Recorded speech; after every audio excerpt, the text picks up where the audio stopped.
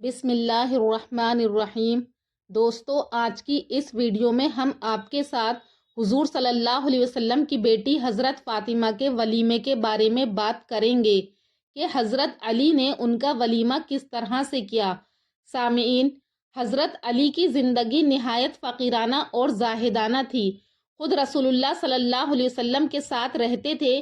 ذاتی ملکیت میں صرف ایک اونٹ تھا، جس کے ذریعے سے اصغر ایک قسم کی گھاس کی تجارت کر کے اپنی ولیمے کے لیے انہوں نے کچھ پیسے جمع کرنے کا ارادہ کیا تھا، لیکن حضرت حمزہ نے اس اونٹ کو ذبح کر دیا تھا۔ اس کا واقعہ بخاری میں مفصل موجود ہے، اس لیے اب ان کے پاس اس رقم کے سوا جو زرہ کی قیمت میں سے مہر ادا کرنے کے بعد بچ رہی تھی اور کچھ بھی موجود نہیں تھی۔ چنانچہ اسی پیسے سے انہوں نے اپنی دعوت ولیمہ کا سامان کیا، جس میں کھجور، جو کی روٹی، پنیر اور ایک خاص قسم کا شوربہ تھا، لیکن یہ اس زمانے کے لحاظ سے پرتکلف ولیمہ تھا۔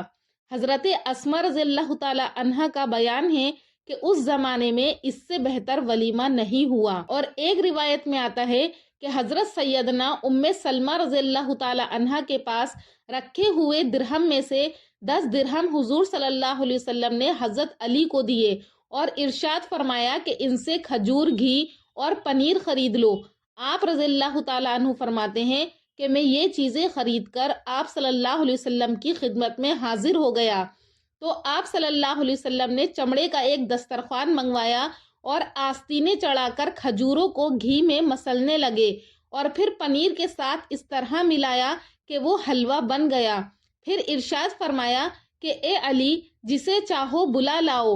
میں مسجد گیا اور آپ صلی اللہ علیہ وسلم کے صحابہ اکرام کو کہا کہ آپ صلی اللہ علیہ وسلم کی دعوت قبول کریں۔ سب لوگ اٹھ کر چل دیے۔ جب میں نے آپ صلی اللہ علیہ وسلم کی بارگاہ میں عرض کیا کہ لوگ بہت زیادہ ہیں، تو آپ صلی اللہ علیہ وسلم نے چمڑے کے دسترخوان کو ایک رومال سے ڈھانک دیا اور ارشاد فرمایا کہ 10 آدمیوں کو داخل کرتے جاؤ۔ میں نے ایسا ہی کیا۔ حضرت علی فرماتے ہیں کہ صحابہ رضی اللہ تعالیٰ عنہم کھانا کھا کر نکلتے گئے، لیکن کھانے میں بالکل کمی نہ ہوئی، یہاں تک کہ آپ صلی اللہ علیہ وسلم کی برکت سے 700 لوگوں نے وہ حلوہ کھایا۔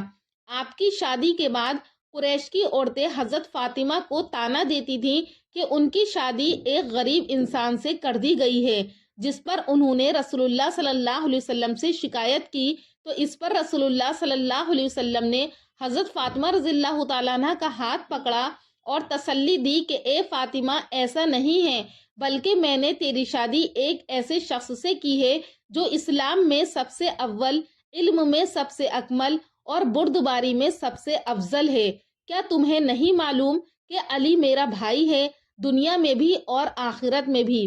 یہ سن کر حضرت فاطمہ رضی اللہ تعالیٰ عنہ ہنسنے لگی اور عرض کیا کہ یا رسول اللہ، میں اس پر راضی اور خوش ہوں۔ اور دوستو، ہم آپ کو بتاتے ہیں کہ شادی کے بعد آپ کی زندگی عورتوں کے لیے ایک مثال ہے۔ آپ گھر کا تمام کام خود کرتی تھیں، مگر کبھی بھی حرف شکایت زبان پر نہیں آیا، نہ ہی کوئی مددگار یا کنیز کا حضرت فاطمہ نے تقاضا کیا۔ 7 ہجری میں رسول اللہ صلی اللہ علیہ وسلم نے ایک کنیز عنایت کی جو حضرت فضا کے نام سے مشہور ہیں۔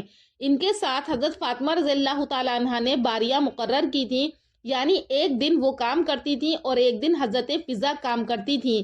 ایک دفعہ رسول اللہ صلی اللہ علیہ وسلم ان کے گھر تشریف لائے اور دیکھا کہ حضرت فاطمہ بچے کو گود میں لیے ہوئے چکی پیس رہی ہیں، تو رسول اللہ صلی اللہ علیہ وسلم نے فرمایا کہ ایک کام فضا کے حوالے کر دو۔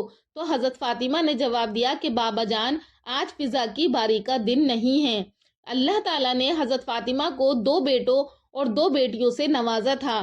2 بیٹے حضرت حسن اور حضرت حسین رضی اللہ تعالیٰ عنہ تھے، اور بیٹیاں حضرت زینب بنت علی، ام کلثوم بنت علی رضی اللہ تعالیٰ عنہ تھیں۔ دوستو، حضرت آسیہ ہوں یا حضرت مریم، دونوں کو فاطمۃ الزہرا رضی اللہ عنہ جیسے نہ باپ ملے، نہ شوہر ملے، نہ فرزند عطا ہوئے، لہٰذا فاطمۃ الزہرا رضی اللہ عنہ کو وہ فضیلت عطا ہوئی جو دنیا کی کسی عورت کو بھی حاصل نہیں ہوئی۔